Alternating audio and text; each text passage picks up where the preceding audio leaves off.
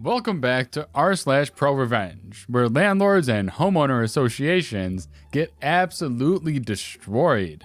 You don't want to miss these stories, so sit back, relax, and enjoy the show. Duplex destruction. A little over a year ago, I moved to a smallish town. I found a decent duplex out on the outskirts with plenty of room for just myself. When I spoke to the landlord, she had implied that she had quite a few other people look at the place, but that these weren't the sorts of people she wanted moving in. It was heavily implied, though never explicitly stated, that she wouldn't allow minorities to move into her duplexes. I really didn't care, as it was none of my business, and as long as I could get the place, I was happy. So I moved in a week later, and at first, all was well. I worked Tuesday through Saturday, 8 to 5 every week, though I frequently get off later than 5. My job consists of driving my company truck and going to customer houses to fix their stuff. I sometimes deal with as many as 10 different people a day, and at the end of the day, the only thing I want to do is go home and veg out in front of my computer. The last thing I want to do is interact with other people or have to deal with a bunch of noise. Unfortunately, my neighbor was running her own daycare next door, watching as many as 10 or 12 kids in her little 1,000-square-foot unit. She would allow these kids to run wild.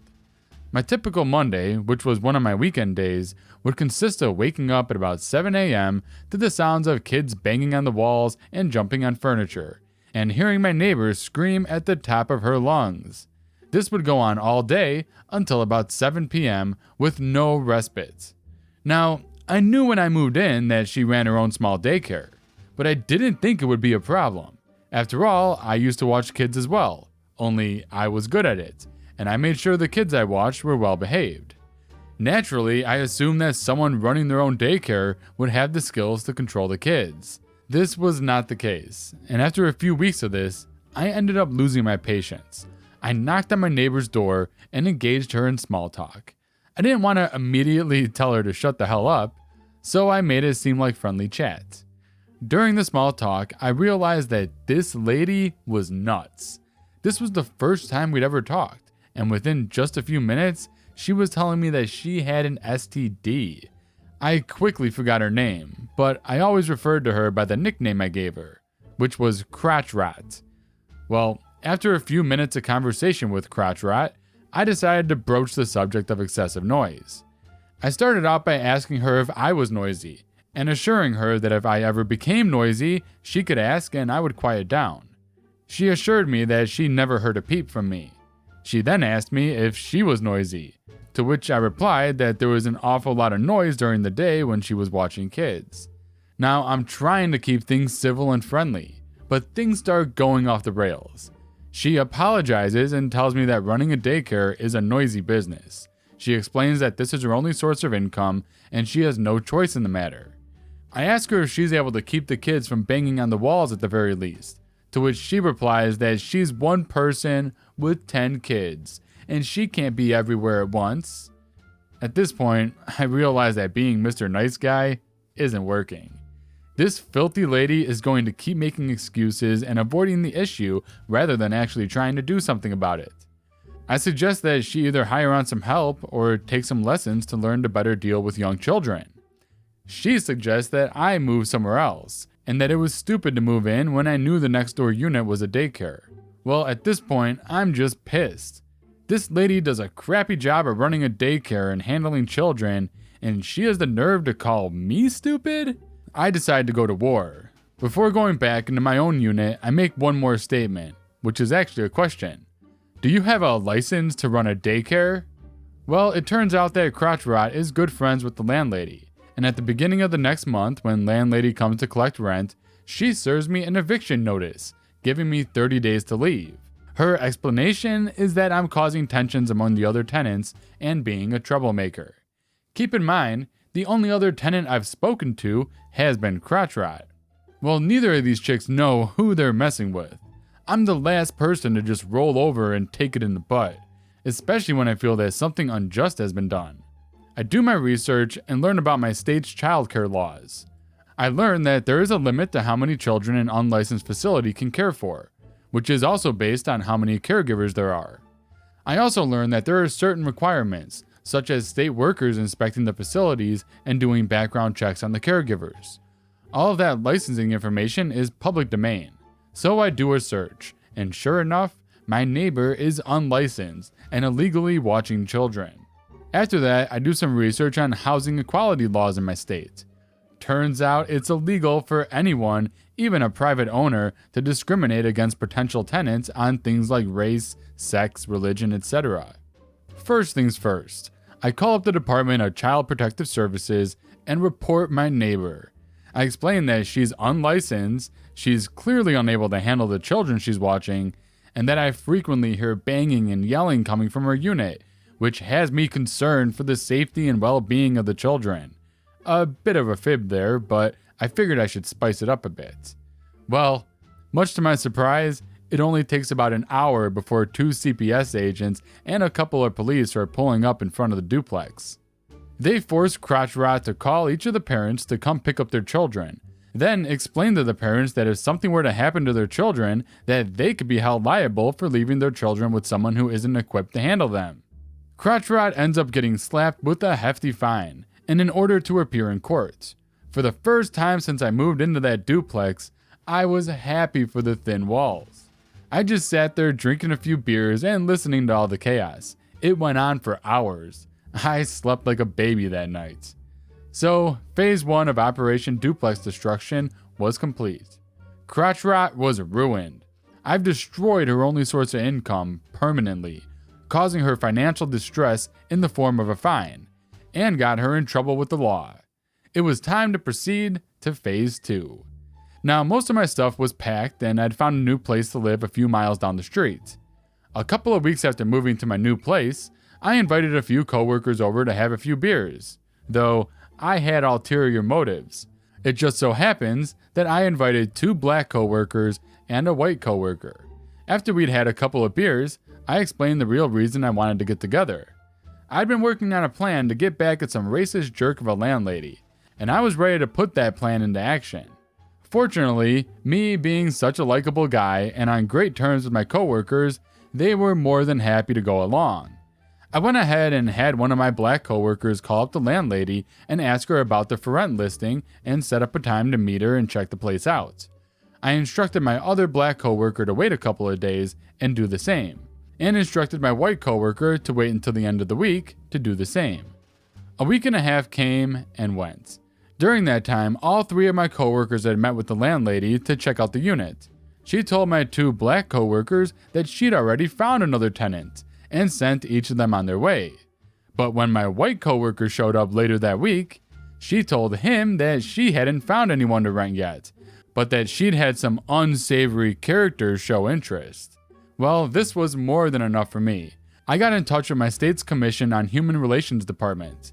I explained that I had referred a few friends to check the place out, and that the owner of the properties was blatantly refusing to rent to minorities. I also called up the NAACP and explained the situation to them. It's now been about 2 months since all of that happened. I checked back with the NAACP this morning to ask for an update on the situation. Racist landlady was slapped with a fine and is currently being sued by the NAACP for tens of thousands of dollars. Operation Duplex Destruction is a success. This next story is called How to Get Rid of a Homeowner Association. About 4 years ago, a good friend of mine inherited the house of his grandparents. He decided to live there for the time being until he decided what to do with the house. He grew up in it, so he didn't really want to sell it.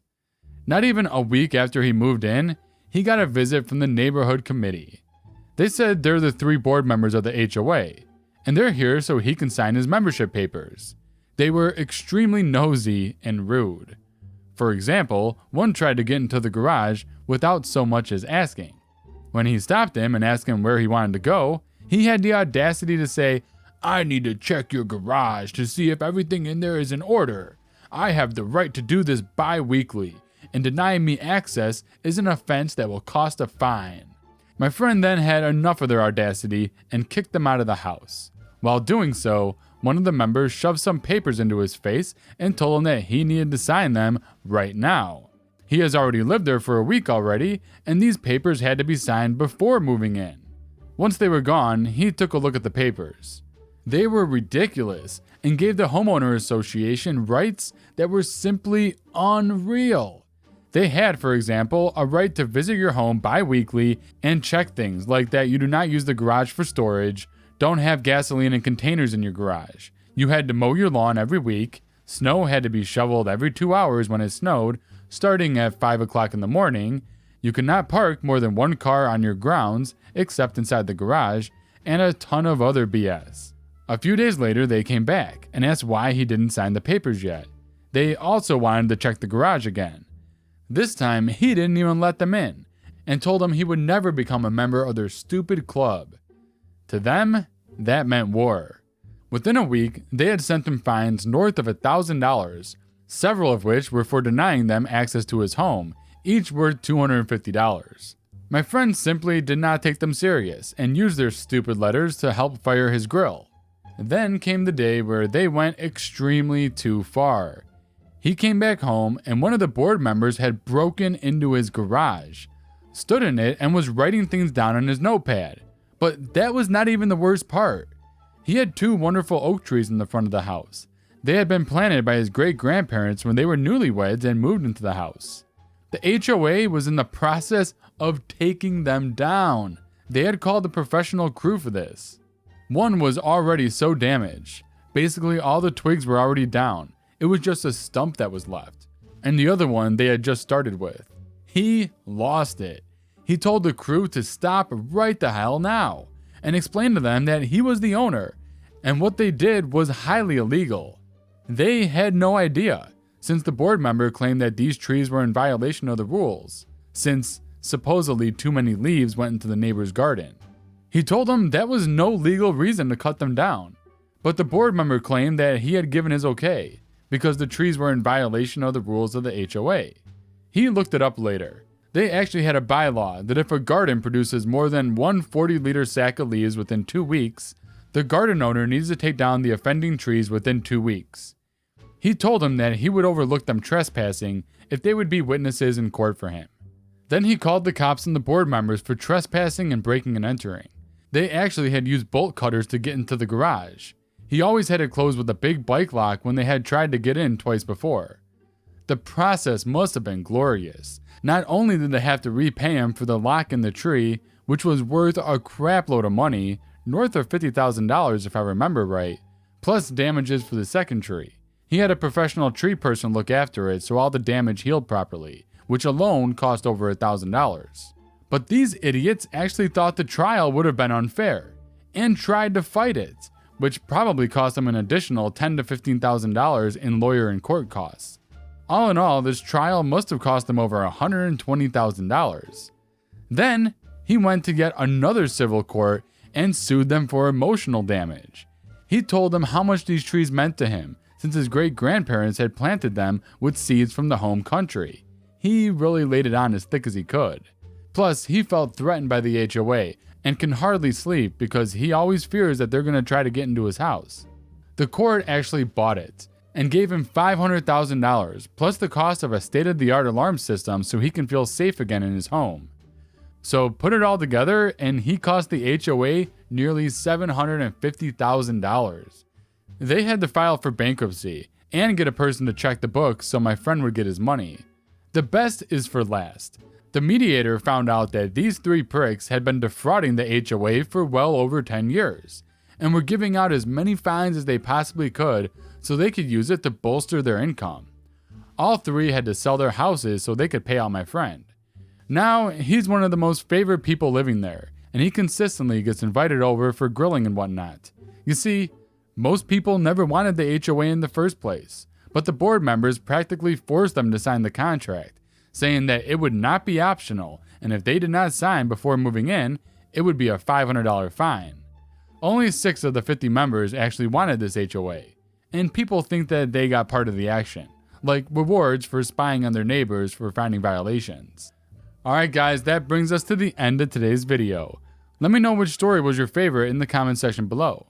And as always, be sure to hit that like button and subscribe if you haven't done so already. And I'll see you guys in the next video.